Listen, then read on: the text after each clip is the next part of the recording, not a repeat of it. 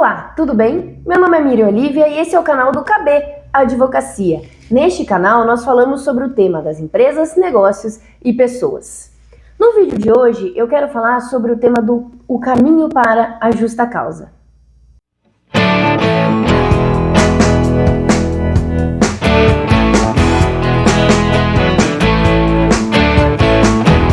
Pois é, na vida do empresário e da empresária, esse momento pode acabar chegando, que é o momento em que você vê que houve uma quebra de confiança dentro do seu ambiente de trabalho. Existem algumas pessoas que fogem dessa curva e acabam fazendo atos que quebram com essa cultura ética, responsável e de acordo com a legislação.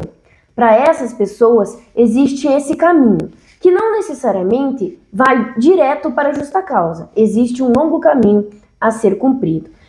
Como que nós pensamos essa questão no direito do trabalho? No direito do trabalho, as regras que regem a relação trabalhista estão pautadas no Manual de Conduta da empresa, no Código de Conduta, na legislação e nas convenções e acordos coletivos, além dos contratos com os próprios trabalhadores. Todo esse conjunto de normas vai dizer o que pode ou não ser feito dentro de um ambiente de trabalho. É claro que os manuais de conduta precisam estar alinhados com a lei. Não é possível criar deveres que sejam mirabolantes. Precisam sempre estar compatíveis com a legislação. Então, diante desse bloco de regulamentação que nós temos para uma determinada empresa, pode acontecer algumas situações em que alguém descumpra uma dessas obrigações. E eu trago para vocês 3 exemplos que podem ocorrer. O uso do celular durante o ambiente de trabalho. Na lei, não existe nenhuma norma que diz que é proibido usar celular no ambiente de trabalho.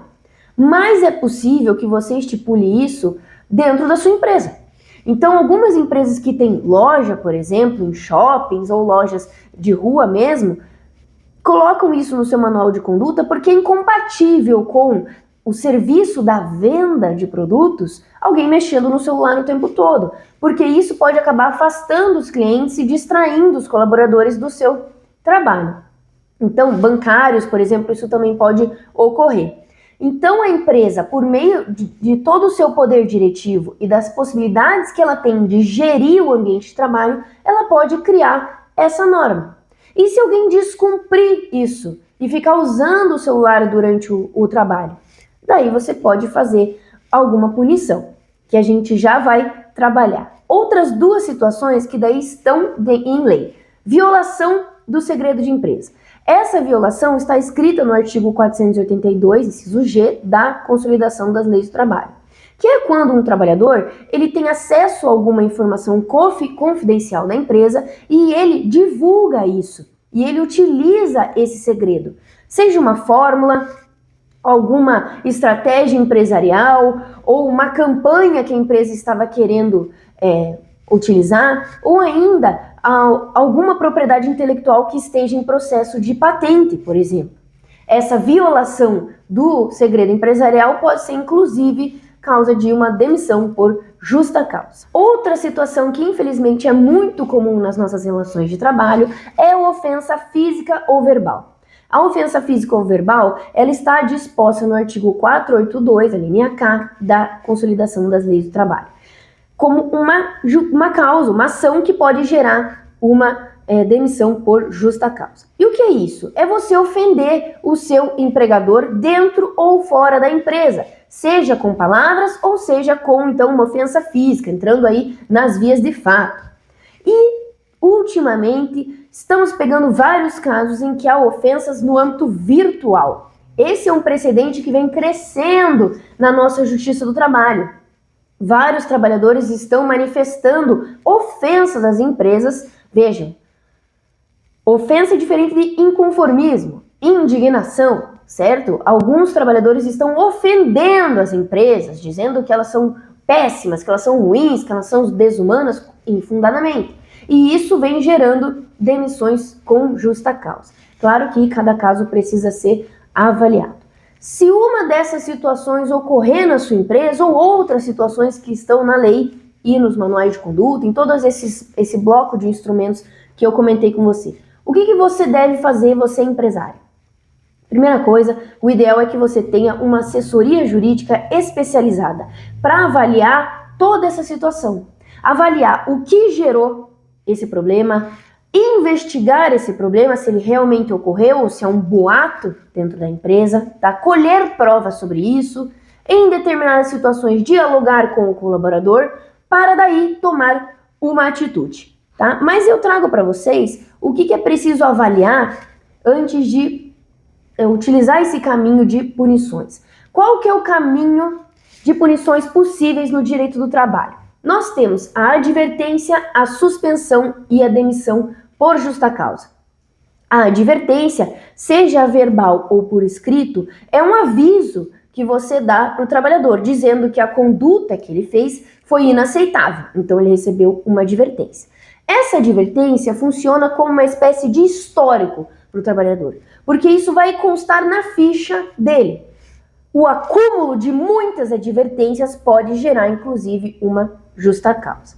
Para casos mais graves, temos a suspensão, que é o Instituto do Direito do Trabalho, que permite, devido a uma ação ilegal que o trabalhador fez, que ele não receba o salário e também não trabalhe. Então, ele está suspenso do trabalho por 1 dia, 2 dias, tá? Isso também vai para o histórico do trabalhador. E para casos mais graves, tá? Que pode ser uma ação só ou um conjunto de ações, é possível fazer a demissão com justa causa, tá? Que é a punição mais grave que nós temos no direito do trabalho. Para aplicar qualquer uma dessas, tá? O caminho para a gente fazer as punições dentro da sua empresa precisa levar em consideração 3 critérios, que é a atualidade, a unicidade e a proporcionalidade. O que essas palavras jurídicas querem dizer? A atualidade quer dizer que você precisa aplicar uma punição de forma imediata, o mais rápido possível, tá? Não quer dizer que você vai atropelar fases, não. Mas não pode ocorrer uma situação que infelizmente ocorre com algumas empresas. A pessoa, por exemplo, faltou no trabalho e não apresentou justificativa, tá? E você, 2 meses depois, decide aplicar uma advertência. Você já perdeu a atualidade, tá? Você precisa aplicar de forma imediata. Verificou, por exemplo, que a pessoa faltou no feriado de carnaval, que não era feriado no teu município. Inclusive, temos um vídeo no canal sobre isso, vou deixar um link para vocês, certo? A pessoa faltou injustificadamente. Você chamou para o diálogo e ela não apresentou uma justificativa. Você colhe esses dados, colhe essas provas e aplica uma advertência, preferencialmente uma advertência escrita, tá? O outro critério é a unicidade. O que significa unicidade? Para uma ação, uma punição. Você não pode punir a pessoa com mais formas para uma mesma ação. Então, por exemplo, no caso do que eu citei ali anteriormente, né? Ofensa verbal, por exemplo. A pessoa proferiu um palavrão para o chefe. Você avaliou que não é uma causa justa causa. Você decidiu dar uma segunda chance para a pessoa, né? Mas você decidiu dar uma advertência. Você deu uma advertência para ela. Falou assim, ó, você não pode agir assim, espero que você mude o seu comportamento, etc. Tá aqui a sua advertência por escrito. No outro dia você falou, não, eu acho que não foi suficiente. Eu vou dar uma suspensão para ela. Você não pode mais. Porque para cada ação é uma punição. Por isso que é muito importante a gente avaliar qual punição se adequa àquilo que aquele colaborador fez. E por fim vem justamente esse critério que é a proporcionalidade. Vejam, uma pessoa que nunca faltou no trabalho, nunca, tá? É um trabalhador exemplar, sempre está cumprindo as regras, é uma pessoa, um ótimo colaborador. E um dia a pessoa faltou injustificadamente.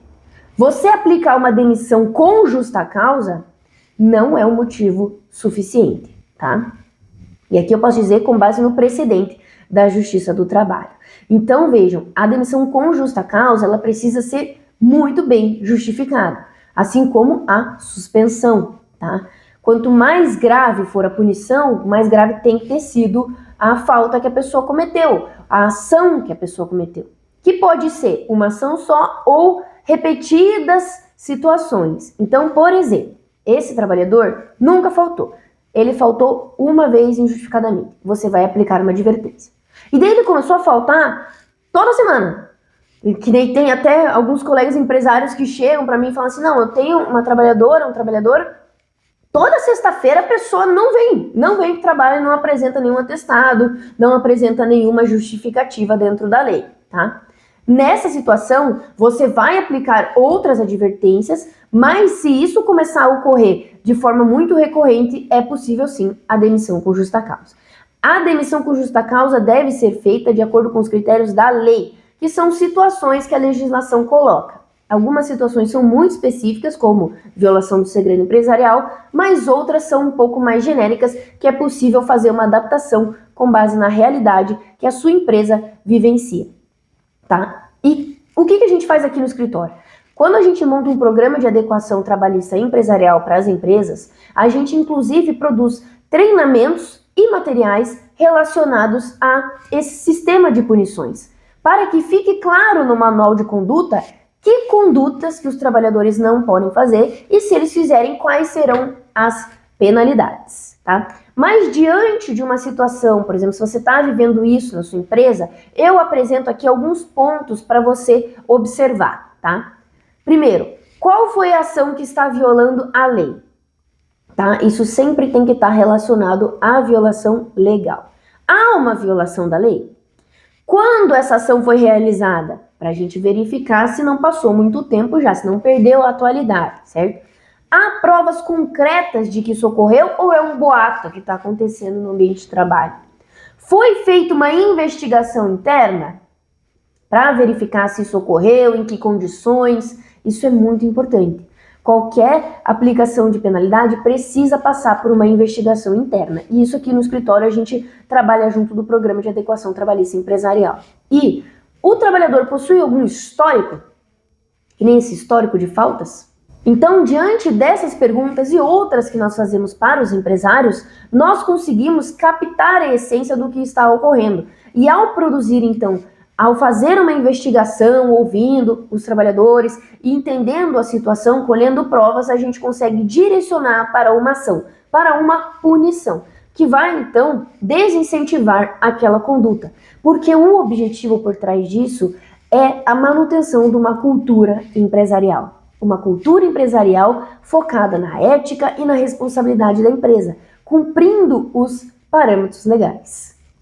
O vídeo de hoje é sobre isso. O caminho da justa causa precisa passar por toda essa avaliação. Não é um caminho fácil, é um caminho que exige muito da empresa. Porque esse rompimento do vínculo trabalhista dessa forma é algo muito drástico. Tem muito reflexo em verbas rescisórias, mas também na própria relação de trabalho, sabe? Então ele precisa ser um caminho onde você passa por todas essas etapas. Eu agradeço muito você que acompanhou esse vídeo até o final. Se você tiver críticas, sugestões ou dúvidas, pode colocar aqui nos comentários. E eu vou deixar também na descrição do vídeo um link para um artigo completo sobre essa temática. Muito obrigada e até mais!